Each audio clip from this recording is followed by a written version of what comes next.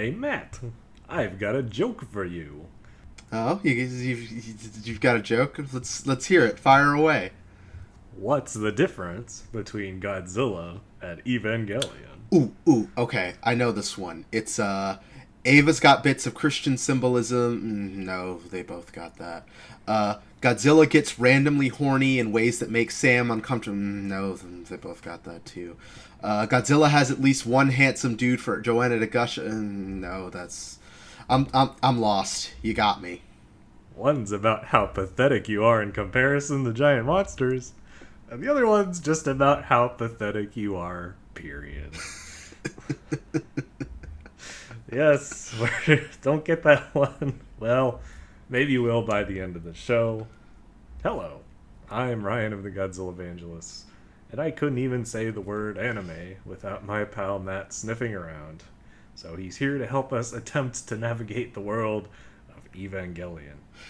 Yeah, I heard how you got that other black guy who likes anime to do the Godzilla anime movies, and I'm not happy about that. I'm the original. I'm the core of the Geek Stew dummy plug system. You can't replace me.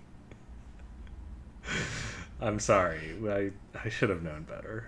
Man, maybe we'll have both you and Greg on for Godzilla Singular Point. That would That'd be be wild. the only thing that could make that wilder is if one of us loves it and one of us hates it. Exactly. That's what I'm hoping for. But today, we're going to talk about Evangelion first, and then start tying it into Godzilla. So if you're only interested in the Godzilla related stuff, I'm about to give you a timestamp to skip to. But we urge you to listen to the whole show because I did not think I would be an Evangelion fan, but it's really interesting and not what I expected in a good way. So I say give it a shot. We're going to go through some really fun and interesting stuff. But if you want it, here's the timestamp, which you should also use if you are really scared of spoilers. Specifically, Evangelion spoilers. And that time is about 38 minutes and 45 seconds.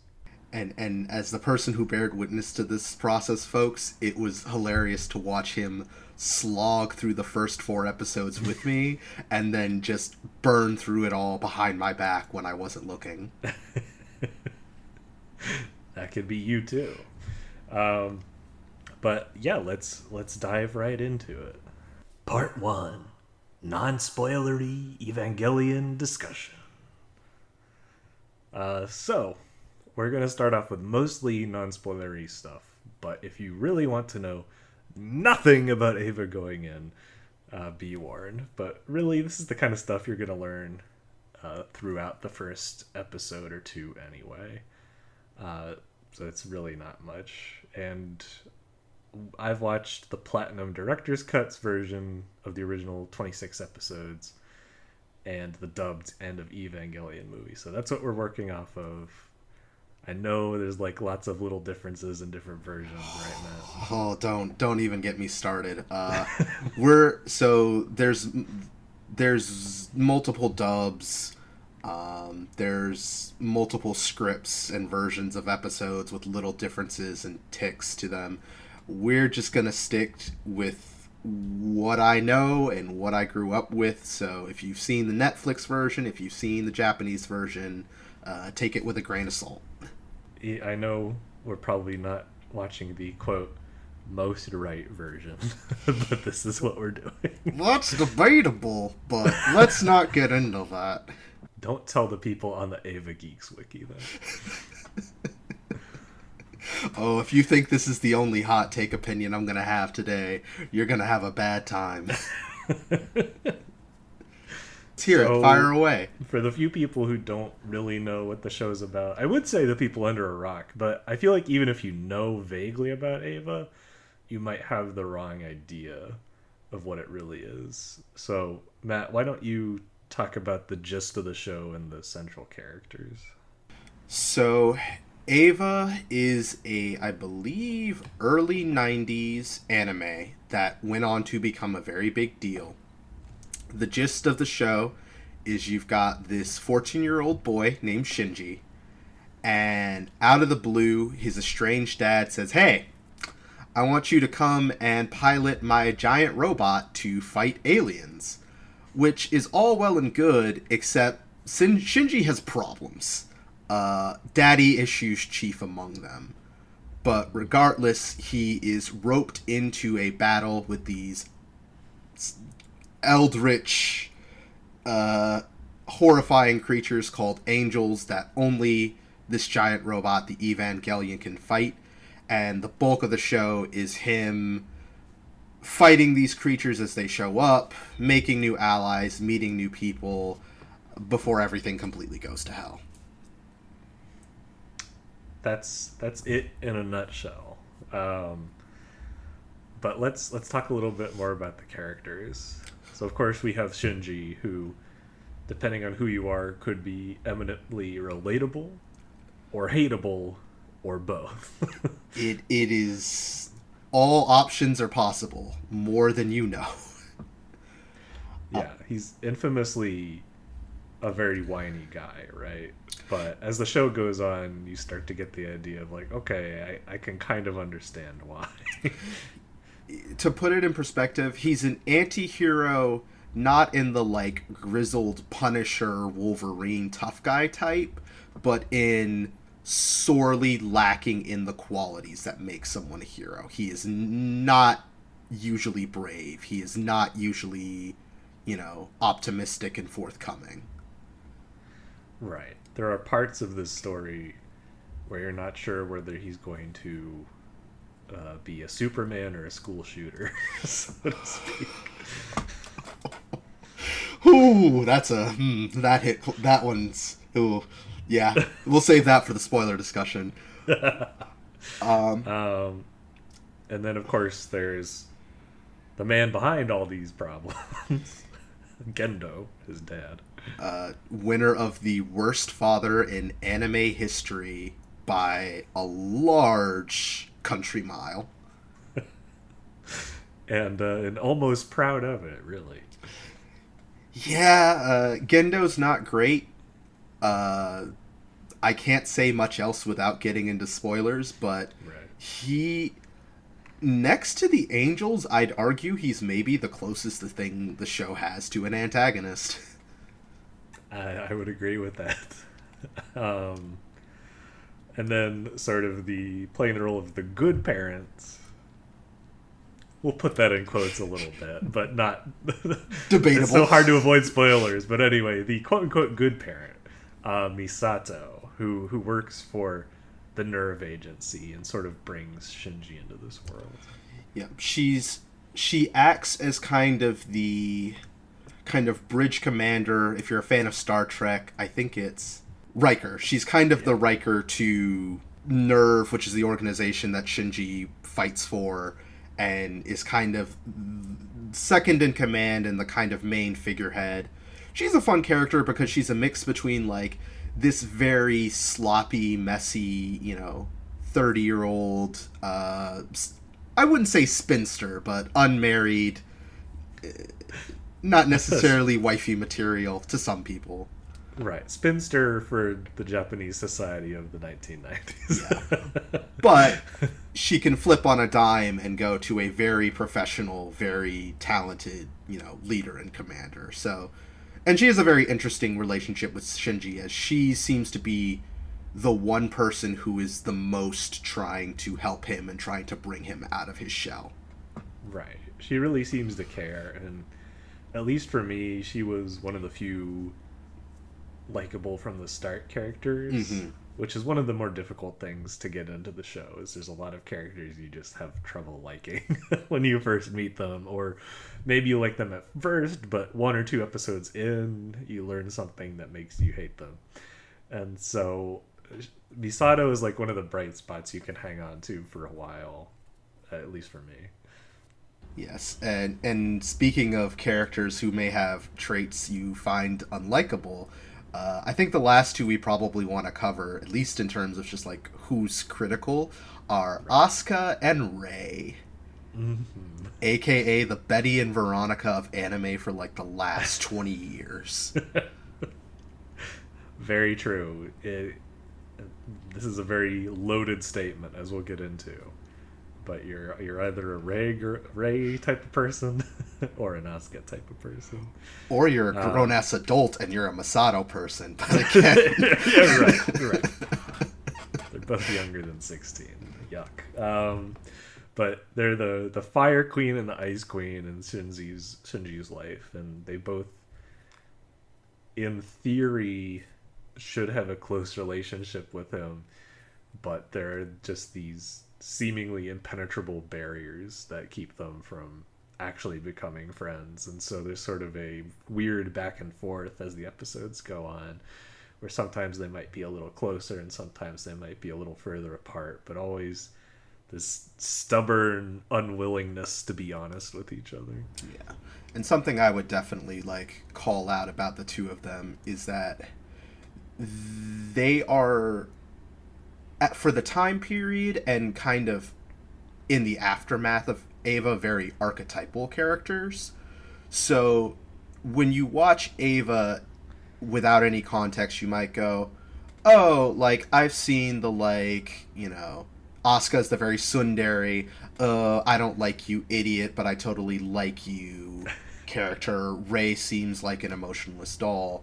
What made Eva kind of special is when you get into later episodes and the movie and start to peel away some of those layers and get into like who they really are as people, or the ways in which they are not necessarily people. And understanding that these two are the inspiration for a lot of characters you see in anime going forward. So in the same way that like Han Solo and Luke Skywalker out of context seem like these guys are so generic and boring, why aren't they important? Asuka and Rei are both very important for what they inspire going forward. Yeah, definitely more than the other characters. It's these two, where it's not until really the last third of the episodes where you really start to understand them and feel bad or sad or worried for them. Because, minor spoiler alert, by the time you hit the last third of the episodes, nothing's going right for anyone. Everybody in this show gets it so bad. They get it so bad.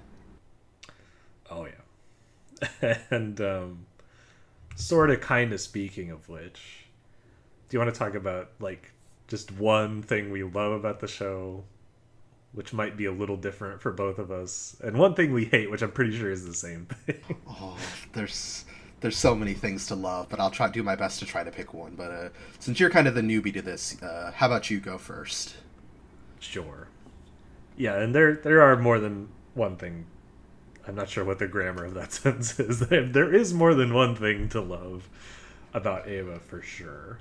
But I guess what really grabbed me and helped me open up to some of the other things is that you find out this is not a show about giant robots. You used that phrase earlier, but that's sort of a simplification. Yes, so that was a bit. Yes. These things that look like giant robots are actually other giant monsters. Very horrible ones in shiny armor. Like knights that go to sleep until you plug them into the wall. And while the difference is minimal early on, it really has an effect later. So this is not your typical squeaky clean shonen, you know, bloodless, good guys and bad guys, black and white. It is grotesque and gritty in the best ways. And I love how it offers this horrifying slant on giant monster battles that you don't see so much in the Godzilla series, or really anything in the mainstream I can think of. This is I'm giving myself embarrassment by saying this, but this is a really hardcore type of series. Yeah, I agree with you 100%. There are fights from the Eva series and from the movie End of Evangelion that just live rent free in my brain because they're so brutal, but they're so well made and well manufactured, where it's like, this is not just, you know, oh, I swung my samurai sword and someone got their head chopped off. It's very almost primal and very animalistic the way the fights are set up and handled. Yeah, I think something that unites 75+% of the listeners of the show is that they love giant monster fights. And there's some great ones in and they actually play into the plot, and the plot plays into them, which is what you want out of a giant monster fight. Mm-hmm. I'd say for me, my one of my favorite things. There's a lot of things I love about Ava. I could, spoiler warning. Ryan had to do his best to keep me from ranting for 2 hours about this behind the scenes. But one of the things I love about Ava is that the character work in Ava, even though it's very simple, is very effective and very clear.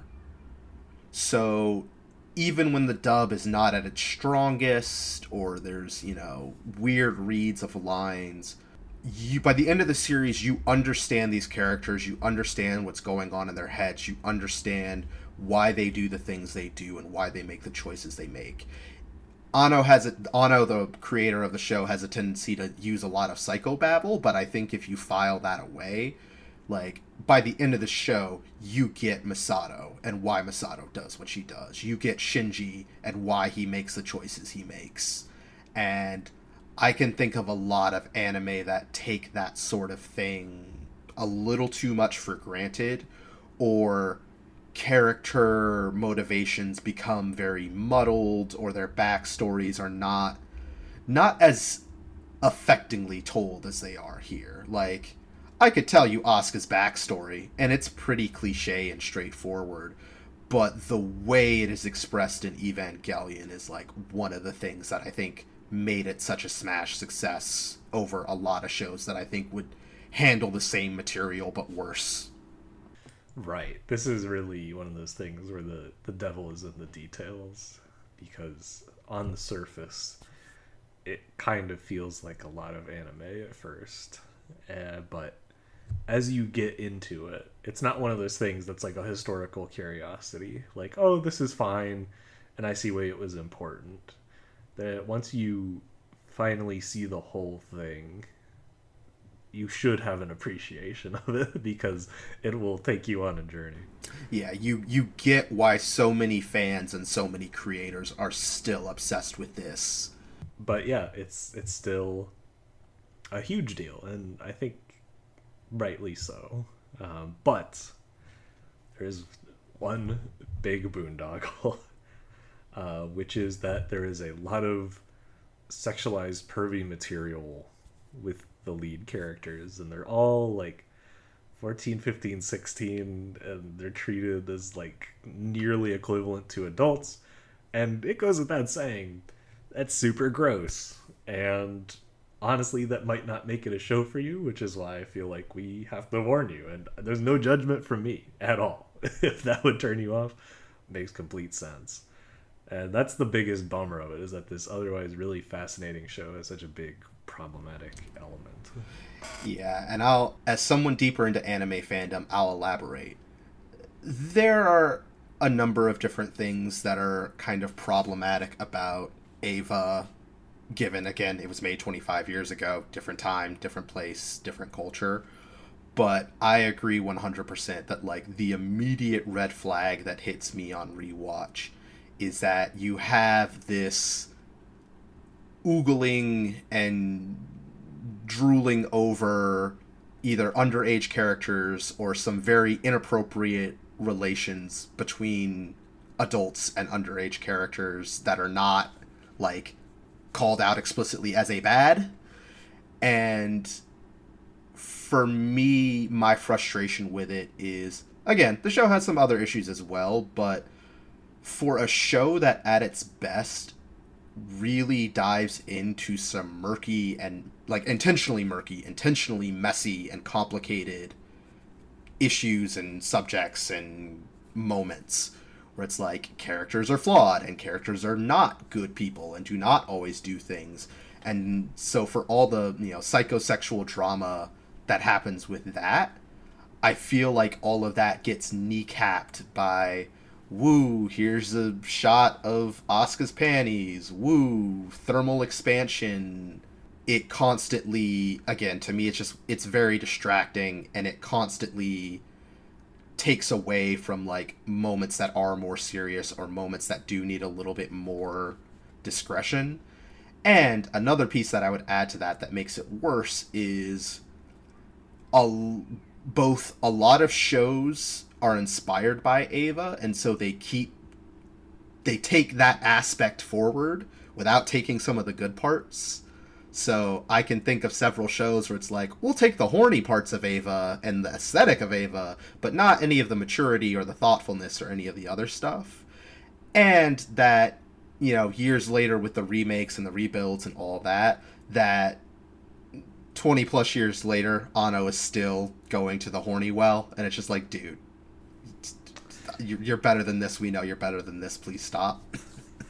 Yeah, because that's the common defense, right? And you got into that a little bit, that like, oh, it's supposed to like point the mirror back at you and make you realize that it was gross, and like it's like from a teenager's perspective, and to some extent that could be valid if it was a complete thought and he carried through on it. But I think that, by virtue of not carrying through on it into the reboots, I think it's really more of a half-assed attempt to face it than anything else. Yeah, sometimes Anno and the Ava crew are very thoughtful about interrogating the shitty parts of themselves and interrogating their own misogyny issues, whatever. But there are plenty of times where they are like unabashedly just reveling in it. Well, reveling's a harsh word, but they're not like fighting against it. There's a scene in the series where the character Kaji, who's an adult, turns down Asuka, and I think you're supposed to take that as a heroic, well-intentioned moment, but it's kind of hollow because he's been flirting with her and like low-key perving on her for like many episodes before that, and so that kind of gives you a clue of like how they were missing the forest for the trees there. Yeah, or again, that undercutting where it's like, it's hard to believe, because I think that's a director's cut episode as well, where it's like, it's hard to believe that like, oh, in this moment Kaji is mature and responsible enough to be like, you are a child, I am not interested, when in his first appearance he like blatantly hits on Shinji, who is a 14-year-old boy. So it's like, again, not saying, Kaji's a pedophile, but it's just that like, it's not very tactful about how it handles its kind of sexual content and who it's aimed at and who it's for. Absolutely. So when you dive into this, keep that in mind and be ready to face up to the problematic elements, or say, you know what, not for me, and skip it, and that's fine too. Well, that about covers everything I wanted to get into as far as the light, non-spoilery stuff. So, shall we dive deep into the mess that is Ava philosophy? I will slip into my magma diver suit and we will hop right in. Part 2, spoilery Evangelion deep dive philosophical shits. As most people know, I feel like this is fairly well known even from an outside perspective. Ava ends up getting pretty philosophical and really digging into the character's psyche. And there are always a bunch of nerds on the internet arguing about what it has to say on the human experience, loneliness, family, sexuality, belief. And we're going to join them. We're going to be one of those nerds Oh, today. no. I fought this off for, 14 years. It's no longer can you delay it. Today we're going to talk about where Evangelion eventually goes, and our read on the subtext and what we think about it. Obviously, this is not a full-length essay, which it could be. Could be a full book. This is more a taste of what we think of the deeper spoilery stuff. But, a little deeper than we were just going into it. All right, let's do it. Fire away. So I think one of the central themes of the show. One of the least debatable, most obvious ones is what they call the hedgehog's dilemma, which is that they can't get close to others without exposing their vulnerability, because they're covered in pokey parts, they're covered in spines. And the same thing applies metaphorically to our main characters, where because of the spines they're putting out in one way or another, they can't get close to each other either. So with Shinji, it's because he's too frightened of what other people might do to him. In the case of Asuka, she panics and lashes out and preemptively is cruel to people.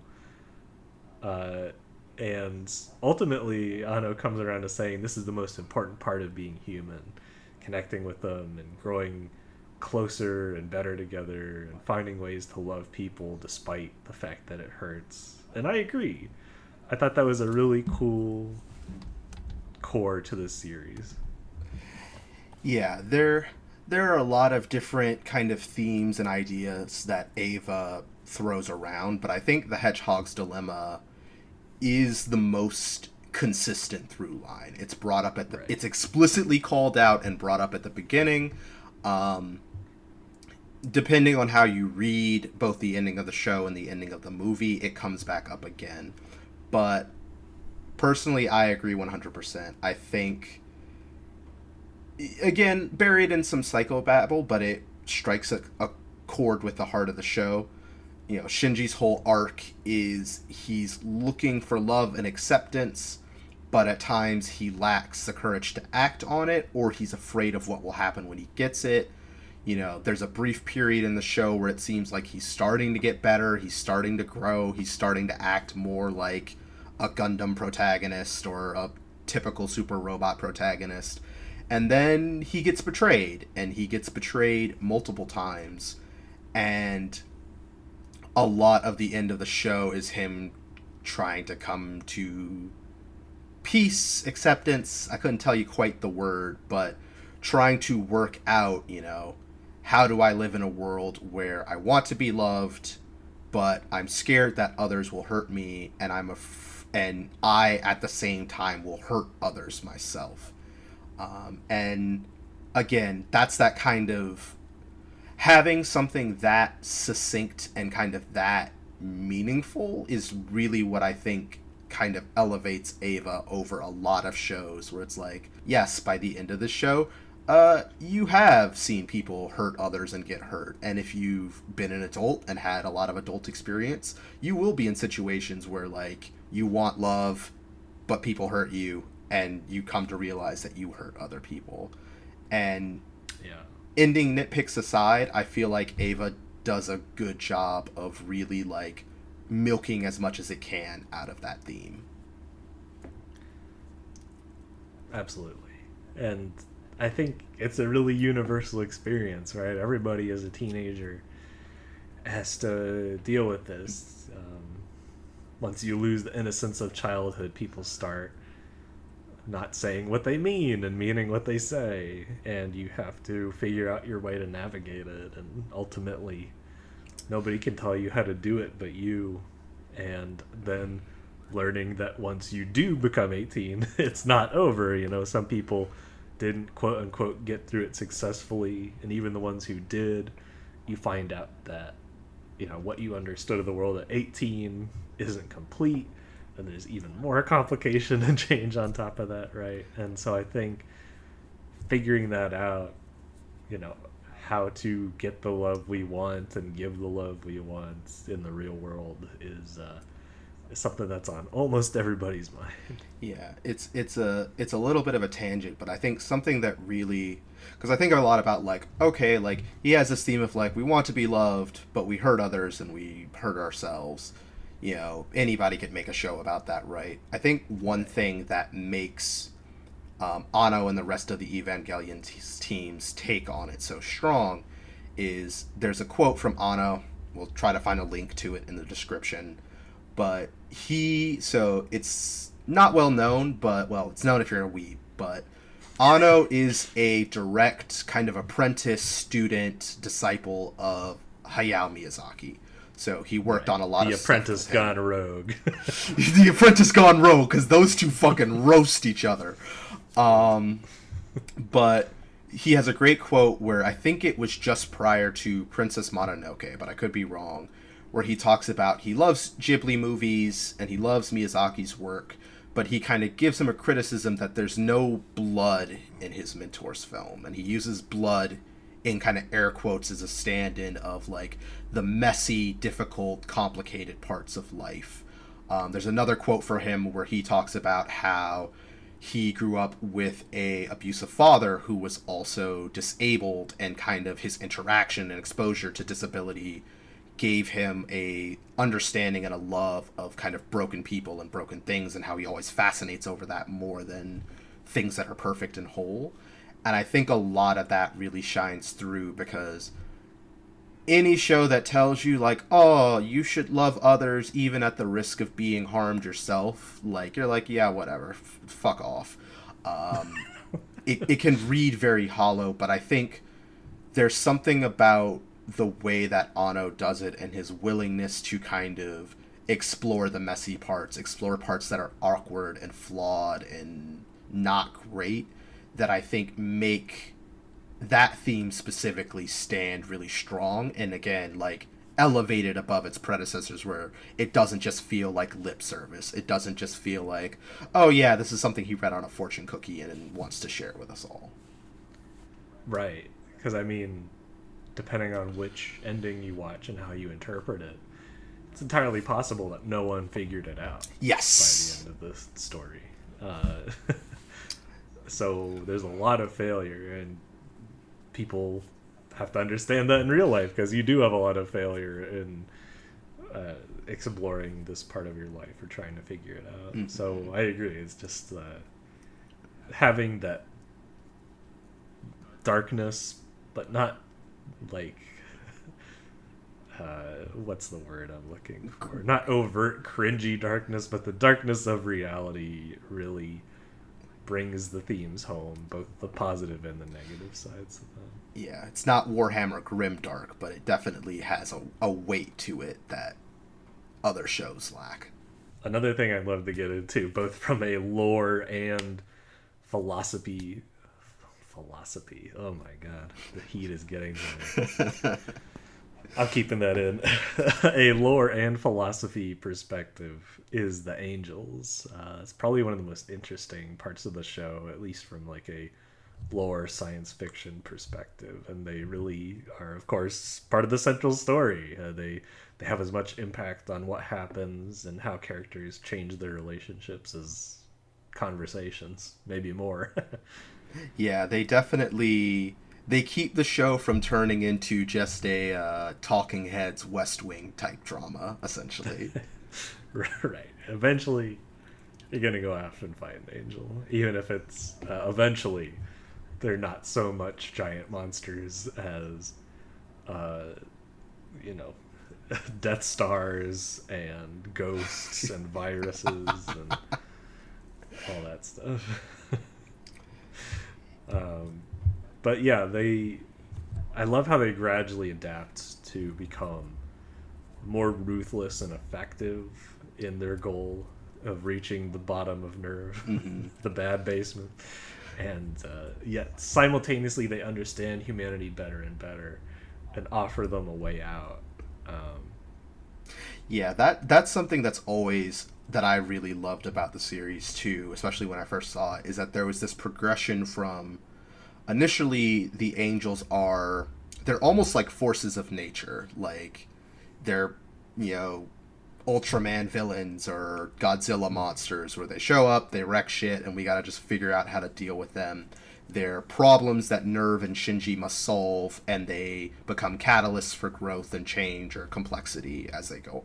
Complexity initially. But I love how, like you said, as it goes, the attacks go from like physical threats to psychological threats. So you go from, here's a big monster, it's leveling the city, to here's a weird, scary shadow void that has swallowed Shinji, and yeah, he's gonna run out of air and suffocate, but the real scariness is like the isolation and loneliness.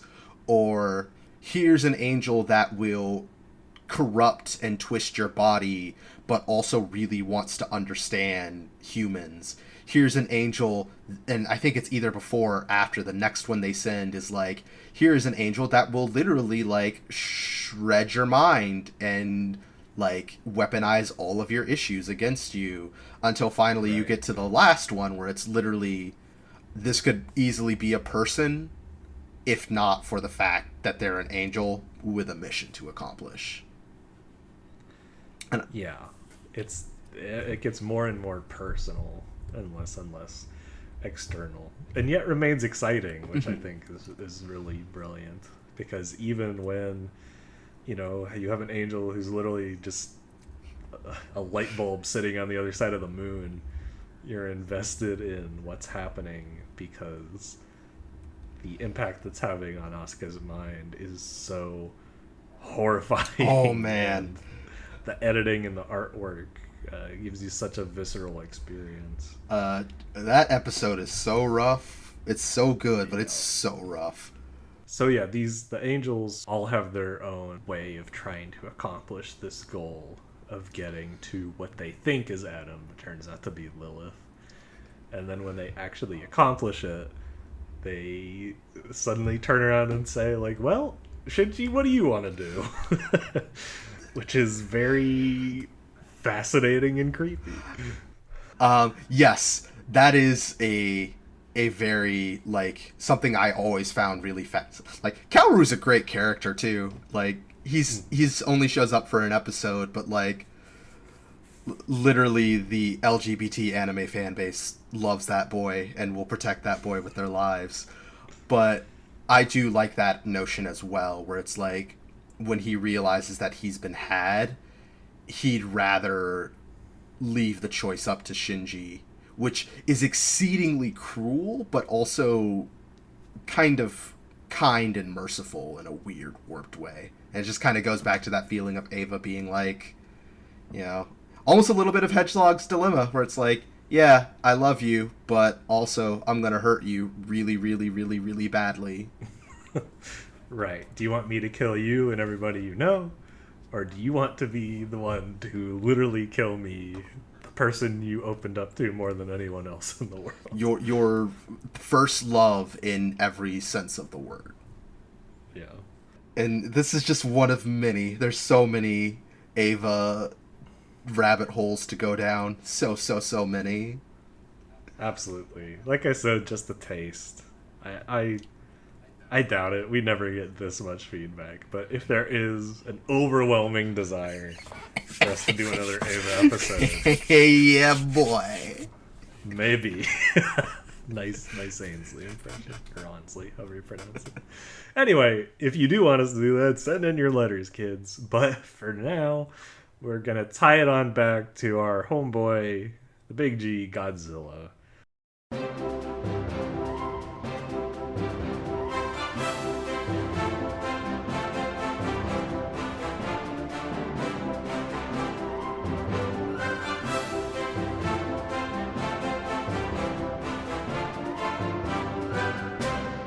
Part 3. Ano is a tokusatsu nerd. He is the biggest nerd that there ever was. Oh my god. Yes. If you don't know what tokusatsu is, basically it's the Japanese words for special effects, or very close to it. And that covers a lot of different things, but specifically think Godzilla, Ultraman, Kamen Rider, Power Rangers, whatever the fuck they're called in Japanese. I think it's Sentai. Sentai, right. And of course, this is the whole reason I thought I could get away with doing an Evangelion episode in the first place, is Hideaki Anno's connection to Godzilla.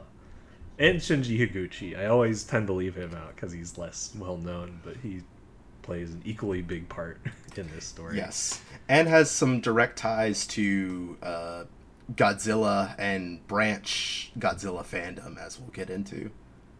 Yes, absolutely. And this all kind of goes back to the fact that this man is a gigantic nerd for the stuff he grew up with in the 60s and the 70s. The classic Godzilla, Gamera, Ultraman, Kamen Rider, all that stuff. has mixed around in his brain and come out in the dark concoction that is Ava. It's basically if you threw a 200 level psychology textbook in a blender with a picture book of all the Godzilla movies, you'd get Ava. And it's fun just because the deeper you get into the tokusatsu side, like the more you can see Anno is just like painting his love all over the walls. There's shots that directly emulate the military fighting monsters in Godzilla and Eva. I don't know if there are any direct references, but except for the last few, any of the early Evangelion angels could easily be swapped out for an Ultraman villain or a Godzilla monster or a Zone Fighter monster. It's just, and again, the sense of weight, the sense of awe. Like, I would not be surprised if they didn't use rubber suits at some point to help plan shots or scenes for Evangelion. But it's also funny because Anno is a giant nerd. He, spoiler alert, has worked on a Godzilla film, is making a Kamen Rider and a Ultraman film. He had some involvement with the not special effects, the behind the scenes for the Gamera movies that they made in the 90s.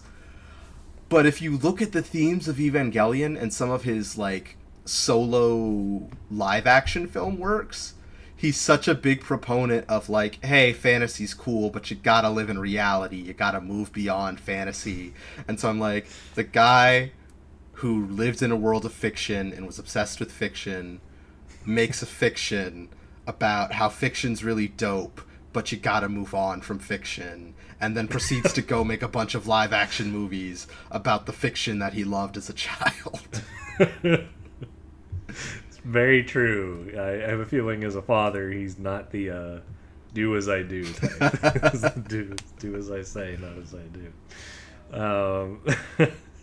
Because he's just living his fantasy, using his clout to get to make all his nerd dreams come true. Like you said, wrote and directed Shin Godzilla with Shinji Higuchi. Wrote Shin Ultraman, which Shinji Higuchi is directing. And the word is he's going to direct Shin Kamen Rider Yep. whenever that comes out in a few years. So yeah, in every way, he's just gotten to live the dream. But even before this point, it was obvious. Like you said, he did the special features for the Gamera DVDs, which is crazy. Like, imagine like Steven Spielberg doing the Star Wars special features. That's kind of Just the level this just is. low key shows up. Right. And not only that, apparently tried to inject like fake drama into it because he thought it was boring, which of course pissed off his friend Shinji Higuchi and was like, why did you do this? But yeah, curated an exhibit on special effects movies for the Museum of Contemporary Art in Tokyo. It's about as obvious as you can get. The man loves monsters and has consistently loved monsters throughout his whole career, it seems like. Right. And I had a separate section for this in our outline, but I think we're just sort of naturally rolling into it. So here we go. Part 4, Godzilla in relation to Evangelion. So yeah, there are echoes of both the older tokusatsu in Eva, and then echoes back from Eva into more recent tokusatsu. So really the big central pillar of this discussion is Shin Godzilla, because that's his baby as much as Eva. And we've said Shinji Higuchi's name a bunch of times, but to connect him to Eva, he was also an important creative figure. Obviously not the big papa, but he was like one of the character designers and writers, if I'm not mistaken. I believe so. And they've been close for decades. So they together made Shin Godzilla, which we haven't covered yet. We'll see when I get to it. But spoiler, I like it a lot. And it was sort of my backdoor introduction to Ava. I think that's when you started trying to get me to watch it, is shortly after. I was going to say, and it's funny because that was not the intended plan, but when I saw that movie and there were so many callbacks to Ava, like literal soundtracks ripped from Ava and surgically implanted in that movie, I was like, you gotta watch Ava. Like, there's no reason. Like, the guy who made that Godzilla movie you liked made this. Like, you gotta do it. Right. And it only took me 4 years to finish. But you're right. Infamously, except for a couple of tracks, the Shin Godzilla soundtrack is pulled entirely, like one half Ava music, one half old Godzilla tracks. And some of the visual composition in Shin Godzilla is also directly pulling from Ava. I can't think of like how to describe it off the top of my head, but there's some stuff that's like shot for shot, like you're ripping your own shit, man. There's also some story composition that I feel like is kind of taken as well, just in terms of like, you know, in the same way that Ava is more concerned about the teenage boy, like the actual teenage boy human in the pilot seat, as opposed to like the cool giant robot that other shows would be. Shin Godzilla almost is like, we're more concerned about the pencil pushers and the bureaucrats and like the people who have to put together the response to this crisis, compared to like, you could even go as late as like Godzilla 2014, where it's like, yeah, military heroes, fuck yeah, soldiers gonna go fight the monsters, and is entirely almost focused on them for 3/4 of the film. So you definitely, or there's just other little things like, you know, kind of in the hero of Shin Godzilla is a little bit more of a traditional hero, but he's still not the guy you would expect. He's an underdog. There's some political commentary in both. We don't really have time to get into it, but like, Ava is definitely made in a post-economic bust Japan, and it shows a lot. Right. And there's some cultural aspects that kind of hit as well. Shin Godzilla is very much a like critique of, hey, remember the Fukushima disaster? Yeah, you handled that real bad. Yeah, whether you've seen it or not, I guess, Shin Godzilla is seen through the lens of bureaucracy, to the point that the first time I saw it, I was so thrown off for the first half hour of the movie. I'm like, oh, this is an interesting like way to introduce the conflicts, and then like eventually I realized, like, wait, no, this is gonna be it. This is how they're going to show us the whole thing. Meanwhile, I'm just sitting next to you laughing my ass off because I'm like, this is literally just the bridge bunnies in Evangelion. Like, this is literally Nerve true. headquarters right now, but in a Godzilla film, and it and that's the thing. It's a copy pasta that works. Like, right. It's a good movie. It doesn't, like, you could argue it feels derivative, but right.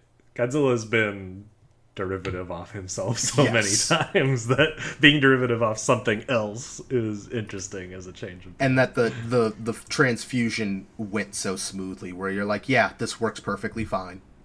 So yeah, it's from the perspective of a bureaucrat who, I guess, yeah, to bring it back to what you said, he has a little more willpower than Shinji, but less power to make his own decisions. He's almost like a mirror image, where like he's a very strong and straightforward person from the perspective of a Japanese bureaucrat, but whereas all the decisions are on Shinji and he hates it, he can't get anyone to listen to him, and he's perpetually frustrated by it. Whereas in Shin Godzilla, this character, there's a very funny joke that was someone pointed out to me, where throughout the film they show every character's name and their job description, so it gives their title. Right.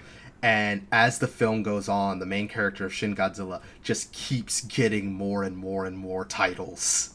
And it's actually like a great bit of black comedy that like they're trying to stop this monster from destroying Tokyo, and this guy just keeps getting promoted and more responsibility. Yup.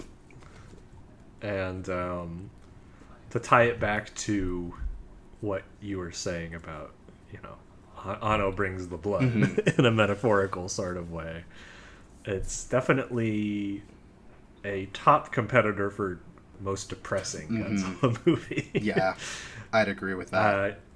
I think put in its proper context, the original is still bleaker, but this takes a handy second place in my opinion, because you get to very viscerally see the death toll, and Godzilla himself. Normally you can at least look at Godzilla and think like, he's so cool, and I know what I'm about to say is something people hated about it, but I liked. This is a very different Godzilla. He looks very sick and wounded and unhappy, a thing that should not be a Lovecraftian take on Godzilla. And there's still enough slavish devotion to like the soul of Godzilla that it feels like him, but it's a very different thing physically and for the story. He is literally, I remember hearing in an interview that he was designed after burn victims specifically,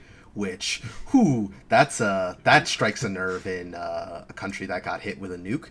And also just the idea, like, again, part of why I love the monsters in Eva is they truly feel alien, and I don't want to give away the stinger at the end of that movie, but like the kind of final shot of Shin Godzilla in that movie is just a great example of like, oh, that's some wild shit that I've not seen many other Godzilla movies like capable of imagining or envisioning, or like able to handle with such like weight and dread. I think you know what I'm talking about. Yes, and I think the audience does too. We're talking about the very end, and much like a lot of scenes in Ava, left up to your interpretation exactly what it means. But whatever it means, it ain't good. Nope. We should talk about the reverse too. How Ano used elements of old tokusatsu in Ava. Yes. So you mentioned the time limit on the Ava battery, which is literally just pulled from Ultraman and Zone Fighter. All of them had. That was their one weakness, is like, if we run out of time before we kill the big monster, it's over. That comes back in the worst way in End of Evangelion. It hurts so much. You get the most gruesome version of that Don't at the end. Change your batteries, y'all. Do not get caught running out of batteries in your Ava.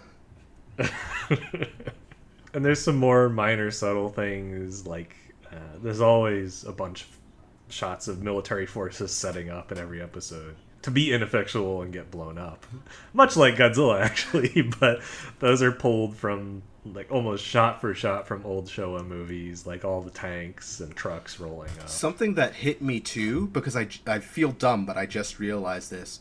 In a lot of Ultraman series, like Ultraman is the titular hero and he's always the one who has to solve the problem, but a lot of screen time and focus is dedicated to like whatever organization is behind either helping Ultraman or is like tangential to Ultraman's mission.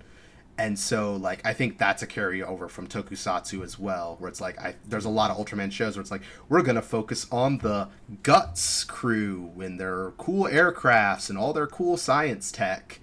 Meanwhile, Ultraman is the one who always has to come in and solve the problem. And so that, I think, is an interesting carryover to Ava, where it's like, yeah, there's a lot of emphasis on, as I call them, the bridge bunnies, and them doing the techie shit that helps the Ava be able to fight or to be able to function properly. Right, which is something that was also in a lot of the 90s movies, but in a much less effective way. Because usually they didn't have any input into what was happening. Yes. And even when they did, it wasn't very effectively shown. I guess I'm tipping my hand to what I'm gonna think of the Heisei movies, but don't lynch me early. I'll have some positive things to say too when we get Hey, there. I have no love for those movies, and the one thing I will give Shin Godzilla, Godzilla fans can fight me, is at least that humanity can eke out a win and actually earn it. Yep, absolutely. Um, and this feels almost anticlimactic to end on, but to bring Shinji Higuchi back as well in those down years between Eva and this Shin series of movies. He worked with Shishuki Kaneko, doing the special effects for the Gamera trilogy and for GMK, which is one of the best regarded Godzilla movies of the 21st century. Um, and you definitely see the influence because all of those uh, show giant monster fights in a more visceral, frightening way. Mm-hmm. Like how in Gamera 1 you see the corpses of the people that the Gaios are chewing up, Mm-hmm. or Gamera getting his hand ripped off in Gamera 3, or the spoiler if you haven't seen GMK, the drill from the little submarine burst. No, the drill from the missile bursting out of Godzilla's chest and making a big hole in it in GMK. Or I can even think of like there's some minor callbacks to Ava. The third Gamera movie feels very much in the vein and under the influence of Ava, where it's like you have a troubled teen. They're given control over a giant monster. It goes very, very bad. There's some weird, like, doomsday culty, bad vibes religious leader in there as well. So Yep. And I think we've covered it, except for one last little thing, which is just once in a Universal Studios Osaka attraction, Godzilla has fought Ava Unit 1. It's the ultimate Ano nerd mashup, Shin Godzilla versus Ava 1. yup, that shit is absolutely bonkers. Which, if I'm not mistaken, that's not how the attraction opened. I think it was just a survive Shin Godzilla kind of thing. But, at that point, how can you resist, right? That the man cannot be stopped. He will get his nerd tendrils into everything, and there's nothing we can do. So, this is showing yet another side of my geek obsessions, but I love sophisticated theme parks and theme design and thinking about how that all works. And so, as somebody who's really into it, granted, I haven't been on it. I've only seen videos, but judging by the videos, I'm not that impressed with it. It doesn't look that great, but if you're gonna do something like this, you at least want it to be interesting. And I like how they use perspective in the attraction, at least. Yeah. So you're inside Ava 1 for most of it, so you feel like you're coming face to face fighting Godzilla, which is something we haven't seen so much before. Yeah, the CG's a little bit messy. There's definitely some kind of like, soaring over California vibes that kind of take away the danger, but it's still ambitious if nothing else. And I feel like that's kind of the go-to for Anno, where it's like Ava is a really good series. Ava is really, really messy, but Ava is nothing if not ambitious for what it did and was aiming to do for just like a 90s scrappy cast. Right. Or, sorry, crew of creators. Yeah, I mean, I don't have the deep knowledge to get totally into the history of Ava, and correct me if I'm wrong, but I believe, they were just had gotten some success. They'd finally picked up some money, and this was sort of like their big risk-taking move. Like, what are we gonna do with this money? And they ended up making something that was both a big step forward for anime and hugely successful, luckily. And also riddled with a lot of controversy and chaos is the only word I can give for it.